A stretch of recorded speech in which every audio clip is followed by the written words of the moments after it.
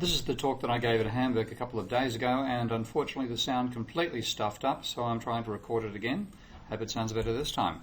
And what I was asked to talk about at Hamburg by the student members of the Rethinking Economics group there is what is Post-Keynesian economics, because in of course a very revealing statement about the nature of economics education, they said that 98% of the students wouldn't know what the term means, because they've never been exposed to it in their courses, since I was mainly talking to first and second year students.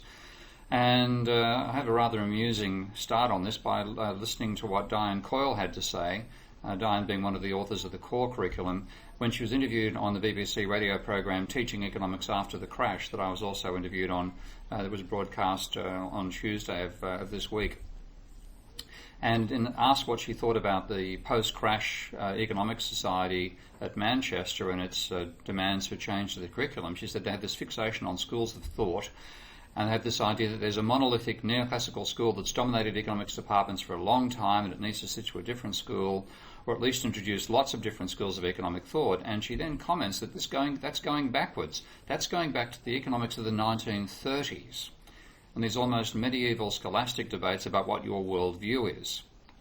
And equally, in talking when I was at Manchester at a debate organised by Post-Crash with Diane Coyle and also George Cooper, one of the student members of the audience asked her a question there about why not teach Post-Keynesian economics.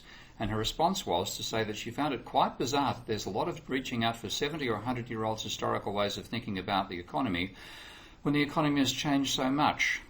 And this to me was, I actually couldn't help but interject at the point to say that last time I checked I thought I was only 60 as a representative of post-Keynesian economics. So is it actually a 70 or 100-year-old way of thinking when the economy is so different? Well, let's take a look back. And were the 1930s so different to today? Well, according to a lot of indicators, of course they were, but the one that I like to focus on is the ratio of private debt to GDP.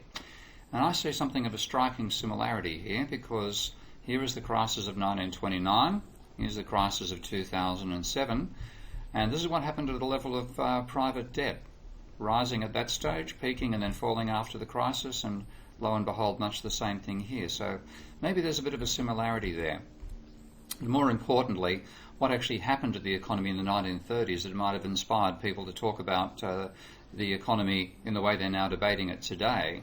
Well, there was what appeared to be a great moderation before the crisis hit, and then bang, unemployment exploded to astronomical levels, 25% being the recorded maximum rate of unemployment in America. And similar, not as severe, but a similar thing happened this time around, of course, because there was this perceived decline in the level of unemployment and a decline in the scale of the cycles as well, which I don't quite show over this time period. It's only starting from 1997 to 2007, and then bang, a blowout in unemployment. Now it's trending down again. So a couple of similarities there as well. And again, focusing on what I regard as the cause of that crisis, which was in both cases, first of all, a debt bubble with far too fast a rate of growth of private debt, and then a slowdown caused by the rate of debt change of debt turning from positive to negative. Here's the 1930s. And I've turned the unemployment rate upside down so you can see the correlation more clearly. But this is on the left-hand side of the scale, I've got the percent of change in private debt each year as a percentage of GDP, ranging from plus 10 to minus 10. And then over here, unemployment ranging from 0 to 25%. And you can see the correlation across that time period is minus 0.78. So an increase in debt, decrease in unemployment. And here's the period of the really severe Great Depression, where for about a 3 or 4 year period, the private sector was actually reducing its debts, even though the debt ratio rose, because GDP was actually falling faster than they were paying off their debt. Now look at our current time period. And a very similar pattern, a much larger increase in debt as a percentage of GDP, not quite the same level of deleveraging, which is one reason why the crisis, in my opinion, hasn't been as deep, but a rather striking correlation given that neoclassicals like Bernanke claim that pure redistributions, which is what they see private debt as, should have no significant macroeconomic impact. I've got a feeling a correlation of minus 0.93 over a 15-year period is fairly significant. So, and talking of Ben Bernanke, is there a sound explanation for either the 1930s or the modern crisis coming out of mainstream economics? Well, talking about the previous crisis, this is Ben Bernanke saying that there's overwhelming evidence that the main factor depressing aggregate demand was a worldwide contraction of world money supplies, which he blamed on the Federal Reserve, following on the research of Milton Friedman and Anna Schwartz. But saying really the crisis is caused by the Fed, and he said it very explicitly when he gave a valedictory, or what would you call it, a Feshreff speech on the 90th, Milton Friedman's 90th birthday, saying, "Let me end my talk by abusing my status as an official representative of the Federal Reserve. I'd like to say to Milton and Anna about the Great Depression, you're right, we did it. We're very sorry, but thanks to you, we won't do it again." Well, whoops. Because if they were the cause last time, maybe Ben Bernanke is responsible for it this time, or Alan Greenspan. And also, the behaviour of mainstream economists after the crisis. Did they dispassionately consider other theories? Did they consider explanations that weren't necessarily their explanations, but maybe had some empirical support behind them? Well, this is Bernanke again before the 2007 crisis hit, writing about Hyman Minsky and Charles Kindleberger, in particular Hyman Minsky. And this is the entire disconsideration of Minsky and Kindleberger in his book. He says, Hyman Minsky and Charles Kindleberger have in several places argued for the inherent instability of the financial system, but in doing so have had to depart from the assumption of rational economic behaviour. Now there is a footnote. And the footnote adds a statement that he doesn't deny the possible importance of irrationality in economic life. However, it seems the best research strategy is to push the rationality postulate as far as it will go. Now, of course, a lot of modern neoclassicals, particularly New Keynesians, are calling themselves Minskians these days, and finally they've heeded the message of Minsky. But that was really as far as it went. They completely ignored an explanation that didn't fit their paradigm, didn't even consider it. And the core curriculum is doing the same thing now after the crisis. And I think it's really time for economics to learn some humility, which is what the post-crash society is really asking for. So is the International Student Initiative for Pluralism in Economics and the whole Rethinking Economics groups as well. And it reminded me of the statement from Hamlet, where at one stage in a discussion with Horatio says, "There are more things in heaven and earth, Horatio, than are dreamt of in your philosophy." And that is certainly the case for economics today. And certainly you shouldn't just ignore what you can't explain, but that is what's going on, and they're ignoring alternative explanations, which is where the call for pluralism from students comes in. So, is it a 70 or 100-year historical way of thinking? And in other words, I think Diane Coyle thought that post-Keynesian meant what Keynes was thinking about when he finished writing the general theory, without realising there's been a 70-year period since then, or 70, 80 years now, of an alternative research paradigm which we call post-Keynesian economics. And that's what it is. It's a different approach to economics inspired by a similar crisis back in the 1930s and a similar failure of the mainstream many, many years ago to either see the crisis coming or to think about alternative approaches to understanding how the economy operates. So I'm only going to be talking very, very superficially about post-Keynesian economics. It's too big a field to cover in a short lecture, and I recommend two references I've got in my references at the end of this set of slides, which I'll post on my blog, by John King. In 2003, his survey, and in 2012, a book of readings written by a number of post-Keynesians, a couple of them by me, giving post-Keynesian positions on different economic issues. And of course, ecological economics is also ignored. Now, there'll be a box in the core program somewhere, but certainly in terms of seeing a need to reorient economics around an ecological approach, that is not what core is doing. It's talking about pasting elements for ecological issues onto the same neoclassical core. Institutional economics, Austrian economics, and Marxist economics. And the ironic thing is that all these schools of thought, the economists in these schools of thought, would have more knowledge of neoclassical economics than neoclassical economists have of them, because we have to read the neoclassical work both to teach it and also because it's the mainstream. They tend not to read us at all, which is why I can get a statement regarding post-Keynesian as meaning what Keynes wrote 80 years ago. So they barely know we exist. Now, what is post-Keynesian? Well, it's partly a critique of neoclassical economics, and this critique dates from well before Keynes himself. Veblen is not the first, but I think probably the most complete in writing a wonderful paper called Why is Economics Not an Evolutionary Science?, talking about the ways in which neoclassical economics, which had been forming over the 30 years or so before he wrote that particular paper, excludes the possibility of evolution in the way that it thinks.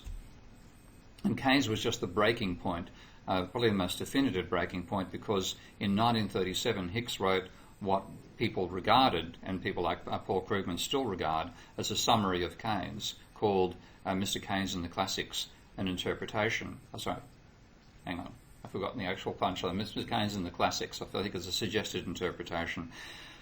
In 1937, same year, Keynes wrote his own summary, and the contrast between the two, though Keynes has been called the general theory of employment, couldn't be more vast, and at that point really the two schools completely diverged.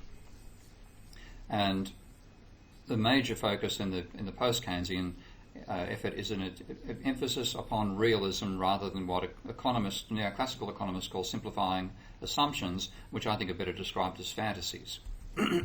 So, for example, one of the clear fantasies is that you can treat uncertainty about the future as simply risk and apply a probability distribution to it, when of course that's one of the things that Keynes says quite clearly in both the general theory and the general theory of employment, that you simply can't use risk as a proxy for uncertainty. And Koleski's principle of increasing risk is also an interesting application of that idea to the idea of how much investment takes place. And what the neoclassicals have done instead after that have moved so far along the level from trivializing what uncertainty really is to what they call rational expectations, but I think it's better defined as prophetic expectations. If you think of how the neoclassical term is defined, it's effectively saying that there's an agent, the agents in the model know the model itself and therefore can predict the future of the model even when that model includes reality. So if you told an ordinary human being who hadn't done an economics degree that rational expectations meant having a model which lets you accurately predict the future, and then said, what would you describe that situation as? Oh, they say that's the capacity for prophecy. So I'm going to call it prophetic expectations from now on.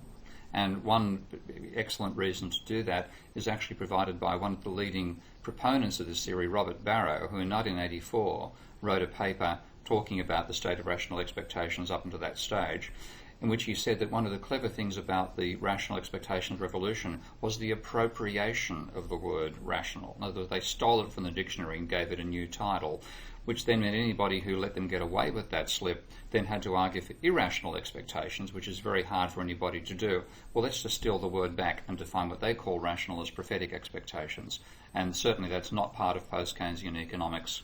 We normally talk about people projecting their current expectations forward and being wrong in a systematic way, which is what we've seen happen throughout history.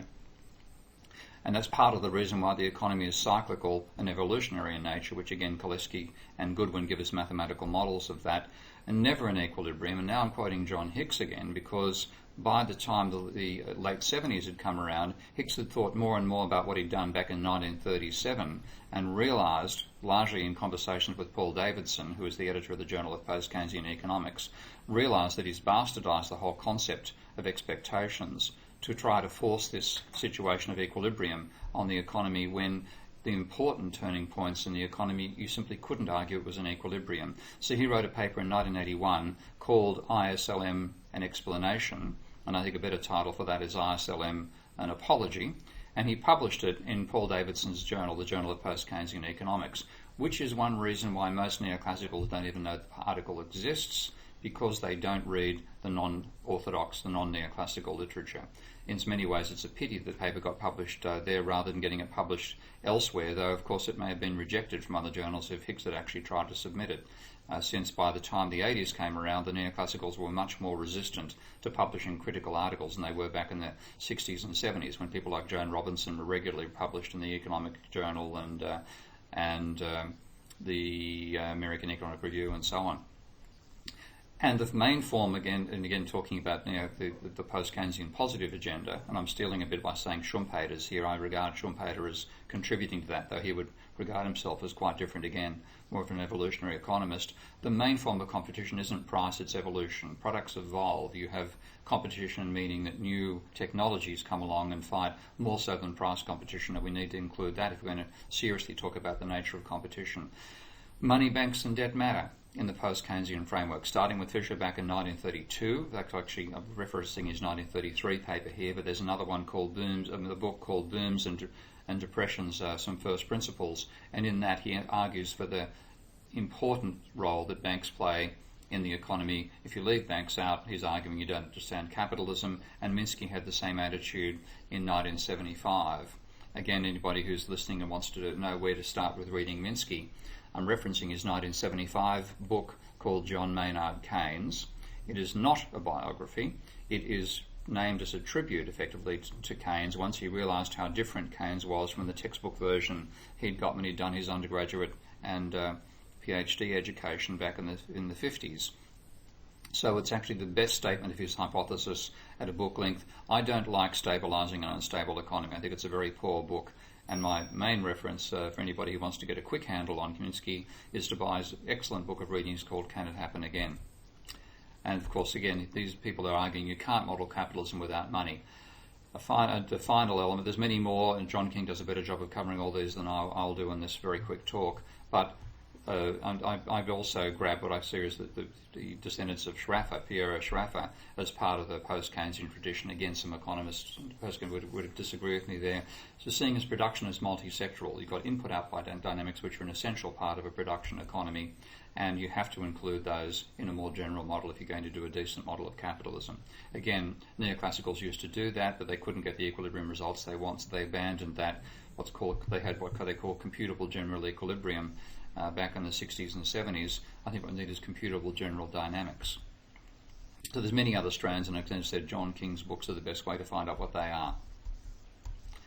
And just to give an example of the critique side, and there's many critiques, I'm going to focus on the logical and empirical critique of the assumption of rising marginal cost. And this is partially because it's an important issue that neoclassicals have ignored for 80 years, but also because Fred Lee died just recently, and Fred was the post-Keynesian who had done the most to keep alive this whole empirical tradition of saying that the model of the firm that neoclassicals use is empirically invalid and has been found to be empirically invalid in literally over 100 different surveys over time.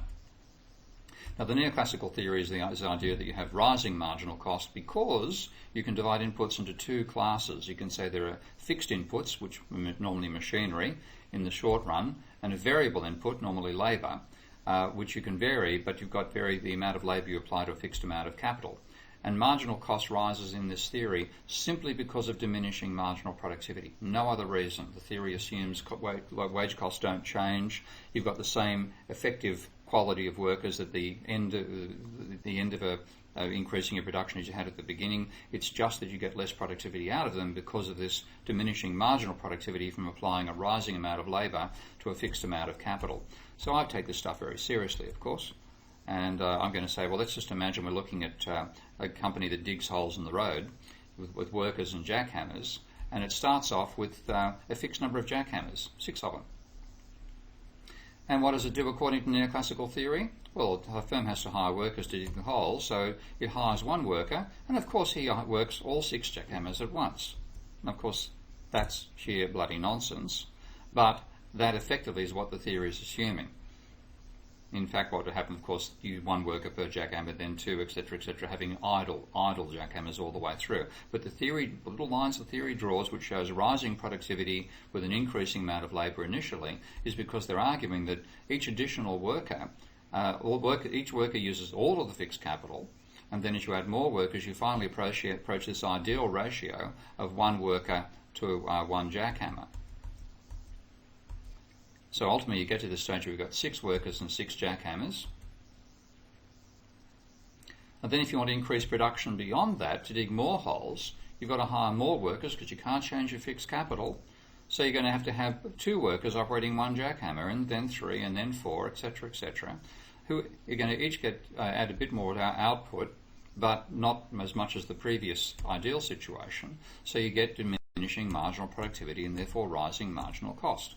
So and again, when they draw their marginal cost curves, they have this declining period and then a rising period afterwards. And that's the entire basis of getting a rising marginal cost curve, and then making the assumption of perfect competition, which is something I trash myself in general in Rethinking Economics. The aggregate of firm marginal cost curves is the market supply curve. Again, there's mathematical problems with that, but I'm skipping over them here. Now, the preliminary critique of this was done by Schaffer back in 1926, and there was a whole series of discussions between himself and more conventional economists who still couldn't quite understand what he was talking about, unfortunately. And he pointed out that the assumption of diminishing marginal productivity has one input to production that's fixed and another that's variable, which gives you the rising supply curve. But he said to actually get supply and demand analysis working, the supply curve you derive has to be independent of the demand curve. And he said that therefore puts conditions on when you can have the concept of a fixed factor.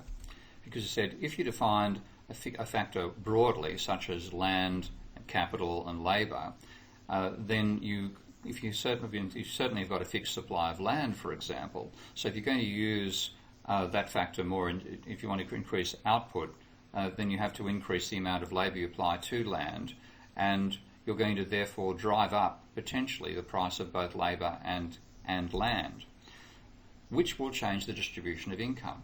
So if you define the factor broadly and you say you want to have a more intense usage of that, so you're competing to buy available land or to rent available land, you're going to drive up the rent of land. That therefore changes the distribution of income, which will then affect the demand curve.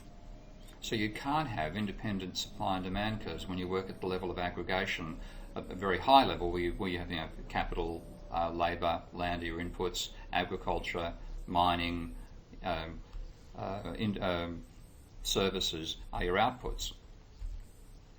On the other hand, if you define both the factor and the industry narrowly, so let's say your factor is stapling guns and your industry is cardboard boxes, or as I had an example earlier, if your industry is digging holes in the road and your factor is jackhammers, then you can acquire extra jackhammers from elsewhere, or you can have one that's lying around idle right now. I've got staples in this particular example, and by changing the demand for staplers, you don't really change the price in other industries all that much. So you get that independence of supply and demand.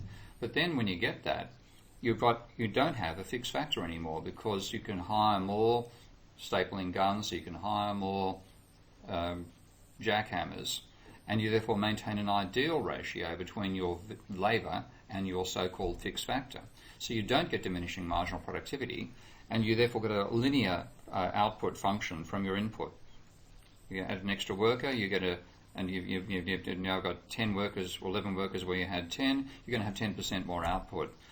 So the marginal product is constant, so your cost is going to be constant. So Schaffer was saying you have two possibilities. Either you define it broadly, so in which case you can talk about having a fixed factor and having to use it more intensively, but you do that, you're going to get a different demand curve for every point you draw on a supply curve.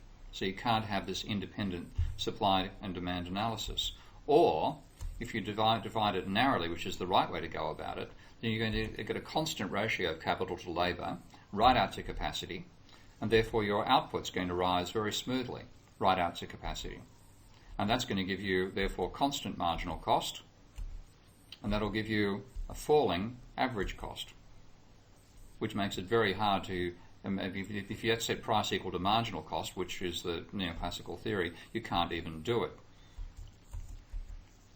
Now, that's the logical critique, but the logic could have, again, as Hamlet said to Horatio, there can be more things in heaven and earth than in your philosophy. Maybe the logic was wrong. But empirical work dating right back to the 1930s confirms that when you ask businessmen what their cost structure is like, they find that there's constant or falling marginal cost. And this was even discovered by leading neoclassical Alan Blinder in a book called Asking About Prices, written back in 1998.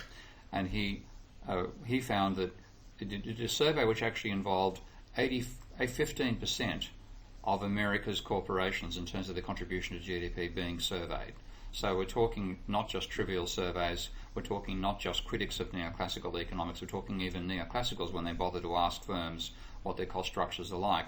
They find between 89%, which was Blinder's finding, and 95%, which is pretty much the average of all the other studies, find that firms have got, first of all, they don't even know what you're talking about when you talk about marginal revenue, marginal cost. They're foreign concepts, and every extra sale adds to profit.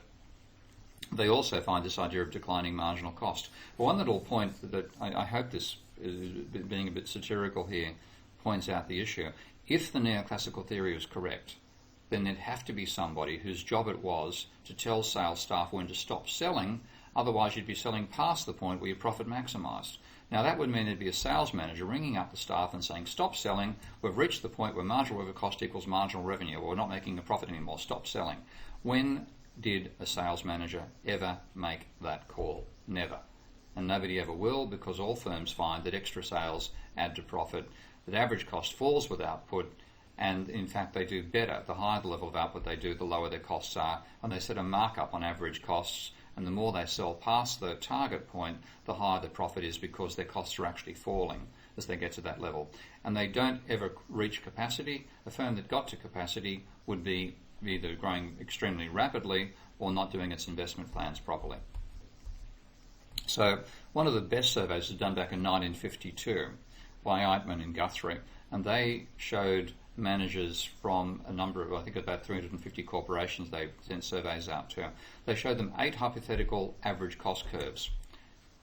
And if you take a look at them, 1 and 2 are nothing like anybody's idea of cost curves, but 3 pretty much looks like what you'd see in Mancue. Period of falling cost, and then sharply rising cost from less than the 50% mark. 4 and 5, slightly more extreme away from the neoclassical vision, but those are the only ones that fit the neoclassical idea. And 5, they described high minimum output, declining to a least cost point near capacity, after which they rise sharply. Now, in fact, if you look at Mancue, 3 is really the most neoclassical. 5 is stretching it, because they normally show a small period where average costs fall, and then a long part where they rise, and that part from here up is the so-called supply curve. Now 6 and 7 in particular, don't look anything like the neoclassical idea, because here you have declining costs for a hell of a long way, then a tiny bit of increase. Here you have declining all the way out and then flat, and 8 you have declining from a lower level. Now, what do they get back as survey results? Now, even being generous and saying that 5 is neoclassical when really 3 is the most obvious neoclassical one, only 18 of the 336 responses they got, 334, fitted the neoclassical vision. That was it. 2/3 of them gave the answer that they had the lowest unit cost at maximum output, and then another substantial, almost another third, said that they had a slight increase at that level when they got right to capacity.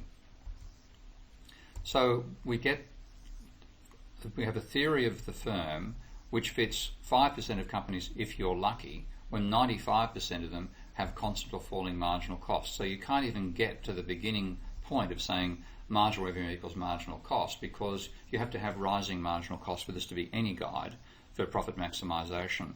Otherwise your average costs are going to be above your marginal costs, and we find this huge contradiction of neoclassical theory. So why did diminishing marginal productivity not apply? Well, engineers design factories, and this is quoting from Eitman, I think, so as to cause the variable factor, i.e. labour, to be used most efficiently when the plant is operated close to capacity. It said, under such conditions, an average variable cost declines until its capacity output, and a marginal cost curve derived from that average cost curve lies below the average cost curve, which makes it physically impossible for the firm to determine its scale of operations by equating marginal cost and marginal revenues. And even more amusingly, when the business people who, then back in those days, thank God, didn't do economics degrees, when they had their theory explained to them, they were actually offended to have economists apparently believing that they behave this way, because they saw this as having a vision of business being primitive. And this is a wonderful quote from one of the survey participants saying, the amazing thing is that any sane economist Sane economist. I'm beginning to wonder about that phrase. Any sane economist could consider number 3, number 4, and number 5 as representing business thinking.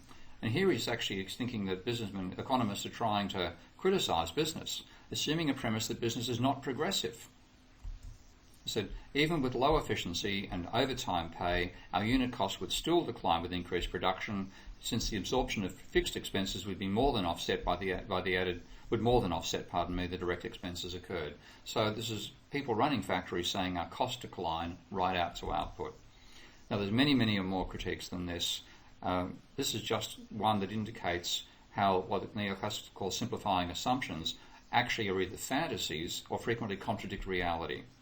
And Post Keynesians insist upon realism rather than fantasy, even though it makes it harder to do the modelling. In many ways, the Neoclassical school fits that wonderful idea of the drunk looking under a lamppost trying to find his keys, because that's where the light is, not where he lost the keys. So there's many alternative strands, and I mentioned a few of these beforehand. One is Rethinking Economics, which is not particularly active these days, but derived from Sraffer's work, which has a focus on input-output dynamics. Keynesian Economics, which has a focus on cyclical growth.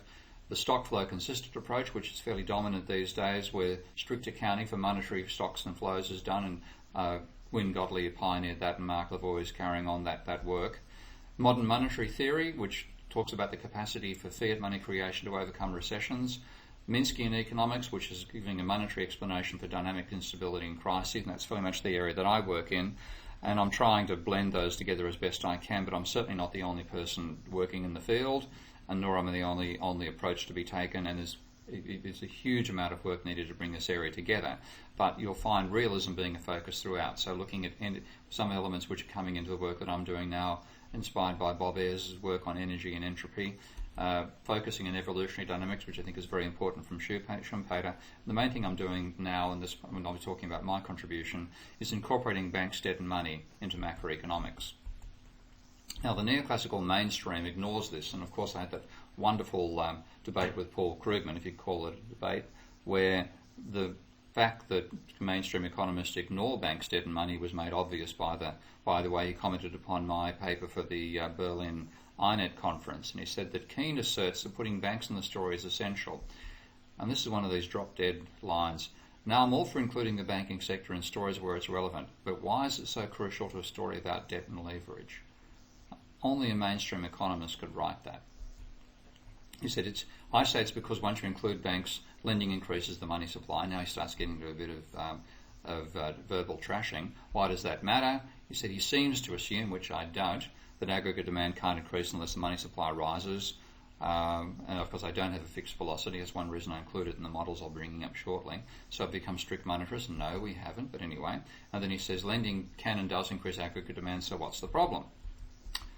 Well, let's find out, because curiously enough, even though the paper that he wrote with Egerton didn't include a bank, in the online appendix there is a bank, as they describe it.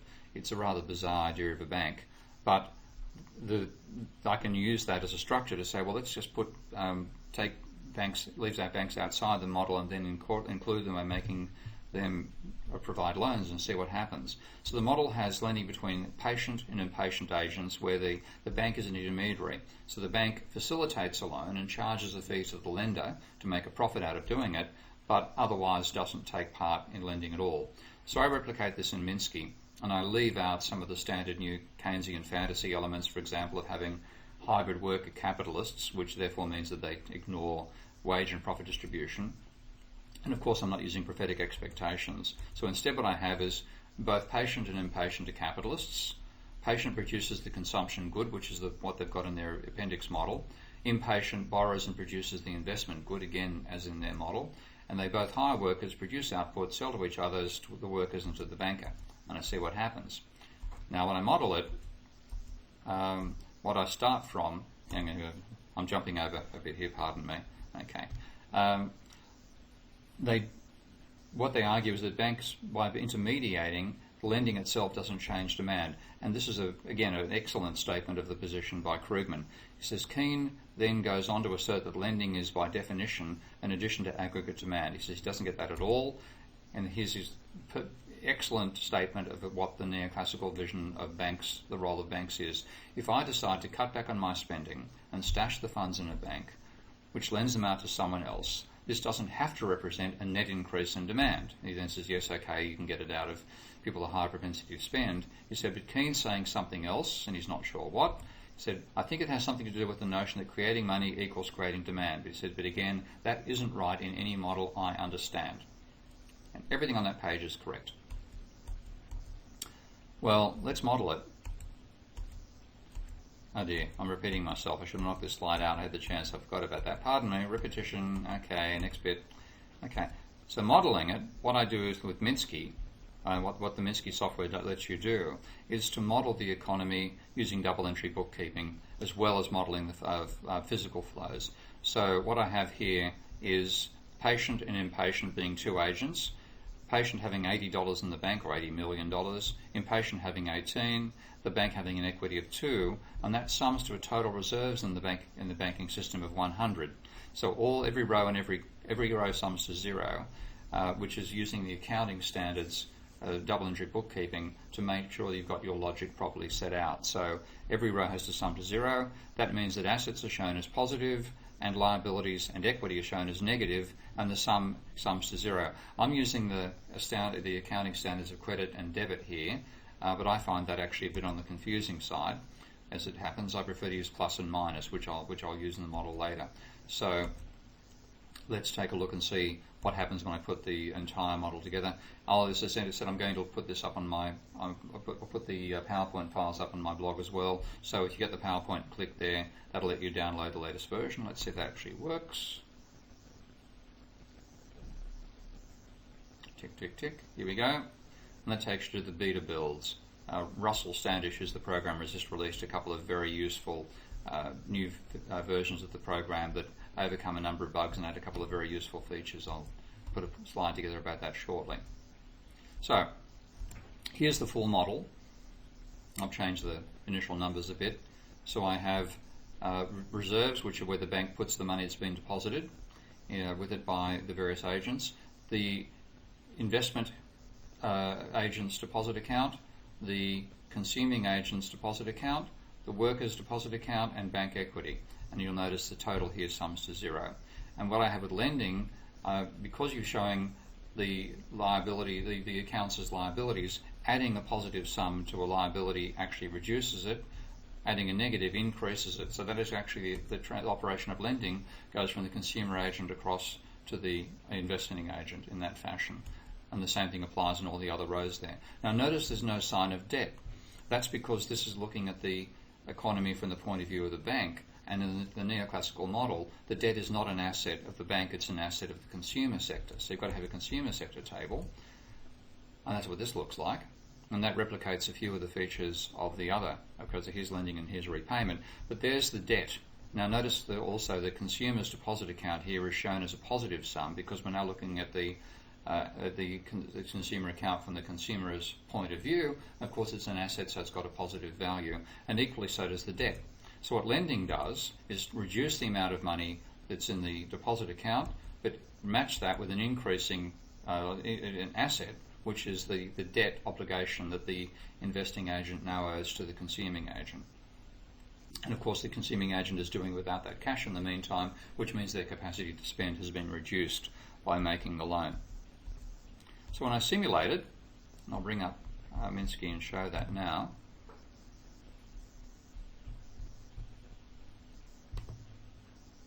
Notice, watch velocity down here, by the way, just to show that it's not constant.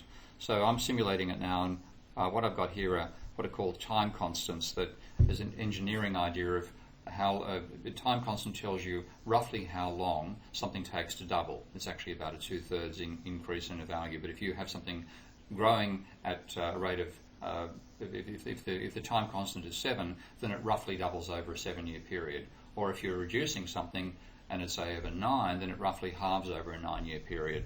So what I've got here is lending roughly doubling every 7 years, repayment cutting debt in half for every 9 years. And we simulate this, and what we get first of all is virtually no growth. Growth is absolutely flatlining. We're out, by the way, so far to about 100 years worth of simulation here. I'll slow it down a bit.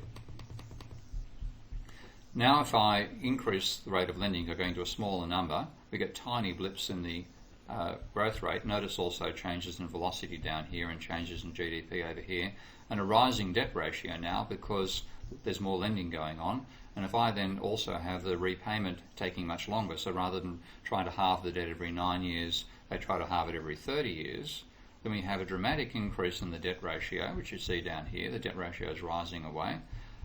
Debt now far exceeds the amount of money in the system. Tiny change to GDP, tiny changes to velocity, and little blips on the growth rate. And if we then have a dramatic increase in the rate at which debts are repaid, bit of a blip in growth there, and a dramatic slowdown in lending, then the debt ratio plunges, but not much has happened to GDP.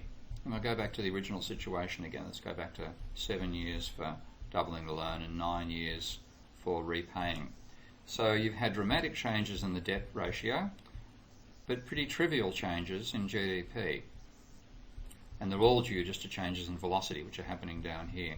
So from that point of view, Krugman's quite right.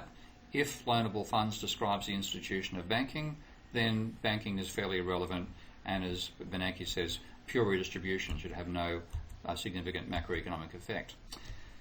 But what if we make this fantasy assumption that banks actually lend money? What if we bring the real world in here?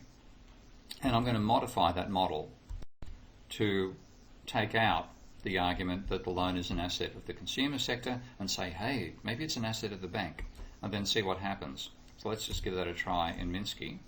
And what I can do here, I can bring up the table for the consumer sector here, and I can delete that particular column and also delete this lending, debt repayment, interest payments, and bank fee operations. And I've now got to change the net worth of the consumer sector to say it's 60 rather than 70 because they don't actually own that loan. And then come across to the banking sector and say, well, let's add another asset here. And then with the drop-down menu, since the model still has the debt of the investment sector shown as a liability of the investing sector, then it's sitting in the system as a liability, which means it can be an asset for somebody else. So I click here and choose D as the debt, and now it brings across the operations from that particular account. And now I just have to say, well, in fact, because this is an additional asset, the net equity position of the bank is actually 15. Get rid of the bank fee because we're not conceding intermediation. I could leave it in there, but I might as well get rid of it for this model, and then show that the interest payments are made to the bank rather than the consumer sector. And then finally, in the model, what I had was lending being based on the amount of money in the consumer agent's deposit account. Let's just get rid of that and make it instead based on the amount of debt. So I've got the rate of growth of debt being a function of the level of debt at the moment. Let's drag it out there. Okay, stop the system. It'll run more slowly now because there's just a bug in Minsky. Once I make a change like this, the program simulation speed slows down. Start at the same point. What you'll see fairly rapidly is the growth rate is positive. The economy is growing. And so is the amount of money. You can now see that the red line here, which is the level of money, is rising. And if I accelerate the level of lending, then GDP growth increases, as does the amount of money. If I slow down the rate of repayment, growth increases even more. We're out to about 14 years worth out here, by the way. And notice GDP has risen quite substantially. Now if we then have a sudden decision to repay debt more rapidly, then your GDP growth rate declines, and if lending also slows down, it can go negative. I'll go back up to the original stage again, where I had 7 years and 9 years. And notice we've had a boom in GDP and a slump, coinciding with a boom and a slump in debt levels, and now growth is back to its previous trend level again. So we've now got growth occurring again, but we've had a boom in the economy and a slump caused by a change in the level of lending by banks. That's why banks' debt and money matter. And that's how simple it is to show the difference between the loanable funds fantasy of what banks actually do, and of course what the Bank of England has told us, the real world, where banks are the ones who lend, and a change in the rate of lending affects the level of economic activity. So, there's the overall simulation. So, that's just a vision of the importance of including banks' debt and money in the economy. That's why it matters. Now, what I've been doing throughout my academic career is attempting to build models of a cyclical economy and then add to that the existence of money and the role of money and debt in the economy, and then totally get to the stage where we can do a totally integrated monetary and real modelling of the economy. And what I've built that on is the work of Richard Goodwin back in 1967, who built a simple model of cyclical growth. And I've now, the first thing I did back in my PhD was to add money and debt into that, but money in an implicit sense. Now what I've done since then is build the capacity with a software package like Minsky to actually explicitly include money and banking. But Goodwin's model was a very simple cyclical growth model. It had start from the argument that the amount of capital stock you have, roughly speaking, determines output. An output, therefore, determines the level of employment you need. Your planned level of output determines how many workers that have to be hired. The employment rate determines the rate of change of wages, so Phillips curve. In this very simple two-class model, since you've already worked out output up here, wages deducted from output determines profits. Profits determine investment, investment's the rate of change of capital, and you're back where you started again. So you've got a cyclical model coming out of that. So the simplest possible relationship is to say there's a fixed ratio between capital and output. Again, it doesn't have to be fixed. You can make it more realistic, making it variable. Output is when you divide by labour productivity gives you the level of employment. Level of employment divided by population gives the employment rate. You then feed that into a Phillips curve here, and I'm using a simple linear Phillips curve here, not because I believe the relationship is linear, just because it shows that the cycles I'll show you come out of the structure of the model rather than out of any assumed non-linearities. Then what you have is a Phillips curve relationship, so the rate of change of wages is the current level of wages multiplied by this function. Wages times labour, the wage rate times the amount of labour determines the wage bill, and that's your basic non-linearity. You're multiplying one variable, because wages are a variable in the system, by another, which is the level of employment, and that's what's causing the cycles. Then output minus wages is profit. All profit is invested in the simple Goodwin model. Gross investment minus depreciation is the rate of change of capital stock, so you go back and determine capital again, and you've closed this cycle here. Now, I built that in Minsky using very simple parameter values. So I've got a capital output ratio of 3, a labour to output ratio of 1, a reaction coefficient on the Phillips curve of 10, so the slope is 10. So if unemployment's 1% below the level that workers accept no change in wages at, there will be a 10% rise in wages. And I've got the equilibrium in terms of workers' wage reaction to unemployment of 90%. So a 10% unemployment rate means no change in real wages, and they've got a 10% rate of depreciation as well, and 120 workers in the system to begin with. So I start off with a level of unemployment, given that I've got 300 units of capital, which means 100 units of out can be reduced, and you're going to have 20% of the workforce roughly out of a job. So let's run that in Minsky, and what you get is a cyclical system. Now again, it's amazing how neoclassicals struggle to understand how you can have a cyclical model when it's so easy to put one together. But if I just zoom up a bit here and let's redraw that and then move it over a bit sideways, okay, and simulate this model. I'll slow it down because it simulates rather rapidly.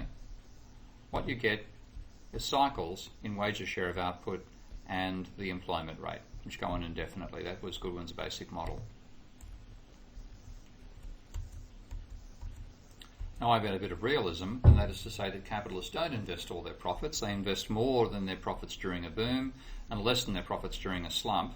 And using a linear investment function to take account of that, I now have to have a rate of profit being output minus wages divided by the capital stock, and then an investment function depending on how much this actual rate differs from the rate that makes capitalists just happy to invest exactly what they earn in profits. And I'm ignoring, of course, where they get the funds to invest when they want to invest more than their profit, and also where they store the surplus when they want to invest less than profit. But I'll bring that in a moment. So with the simple parameter values, the 3% rate of profit that makes capitalists happy to invest 3%, a fraction function of 10, so if the rate of profit is 0.04, they invest substantially more. Whack it in there and you get exactly the same cycles.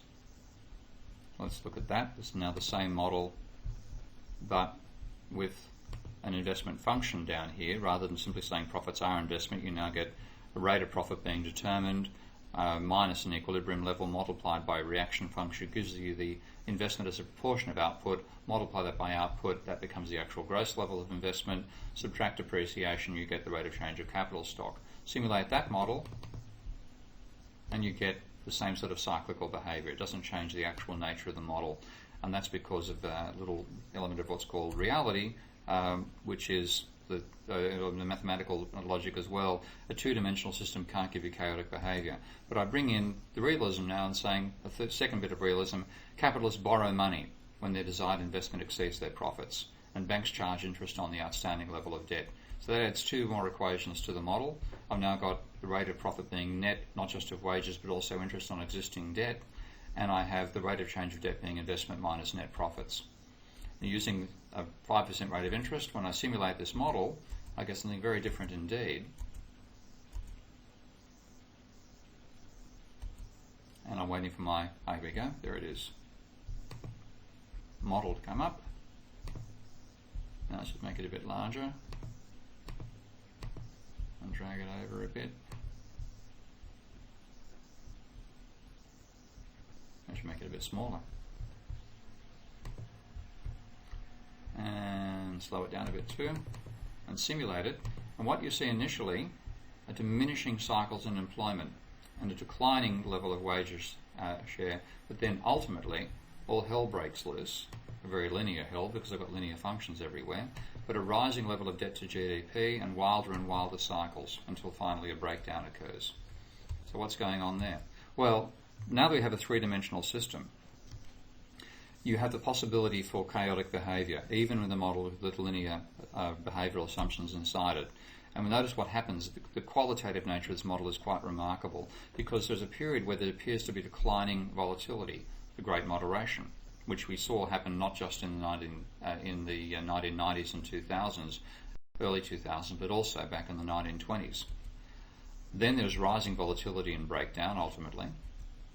There's a rising level of debt to GDP, and there's increasing inequality because workers are getting a smaller and smaller amount of output, even though they're not doing any borrowing of money here. In effect, they pay for the higher level of debt with a lower level of wages.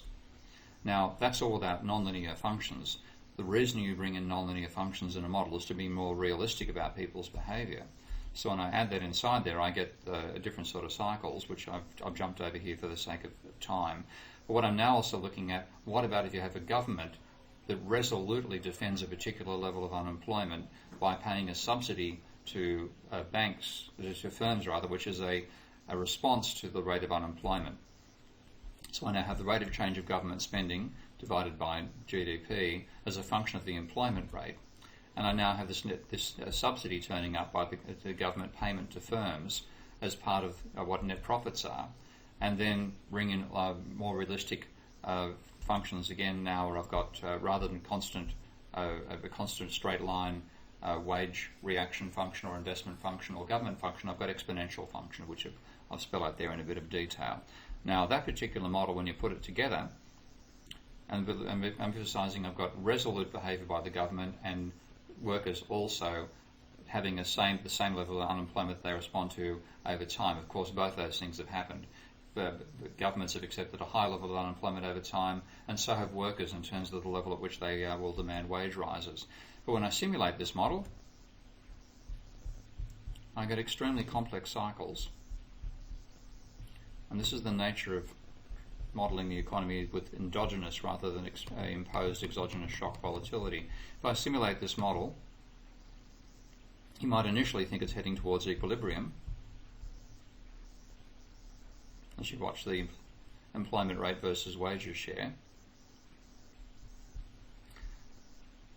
And notice you've got a rising public debt ratio and a rising level of private debt as well. Let's speed it up a bit here. Looks like it reached equilibrium over here, but watch carefully.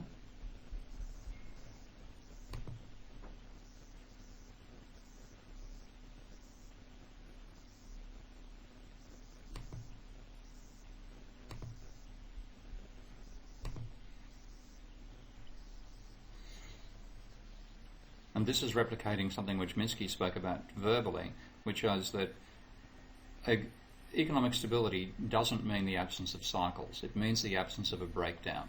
And this is the model where government spending or government subsidies, by counteracting the tendency to euphoric expectations and euphoric investments during a boom, and then providing a cash flow when firms are in a crisis during a downturn, means that you have cycles but you don't have a total breakdown where the debt simply overwhelms the economy, which is what happens when you have the private sector model. And this is simply adding a government sector to that model, which was the one which had a breakdown earlier when I had a non-linear. I might risk things here and just see if I actually, let's see if I can actually get rid of that from profit. So I'll just delete that particular line. Let's see what happens. It's good to be a stuff up, but it's always worth a try. Let's speed it up a bit in simulation terms.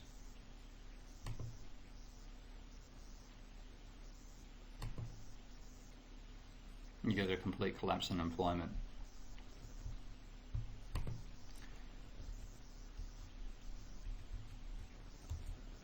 So you get realism out of the post-Keynesian approach. This is one, I said, of many attempts to bring that realism in there.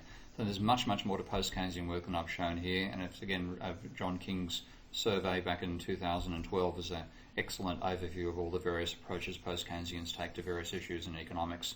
And there's many other schools of thought as well: the Austrian, evolutionary, ecological, feminist, Marxist, institutional econophysics. It sounds like a grab bag, but given the failure of the neoclassical paradigm, that's what we should be teaching, because without teaching all the current approaches, we won't be able to evolve a realistic paradigm over time.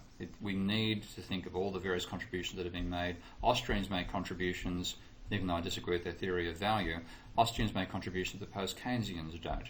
Evolutionary theory does things that post-Keynesians don't do. Ecological is a major hole in what the post-Keynesian school provides, and ditto for the other elements as well, including what physicists are doing these days.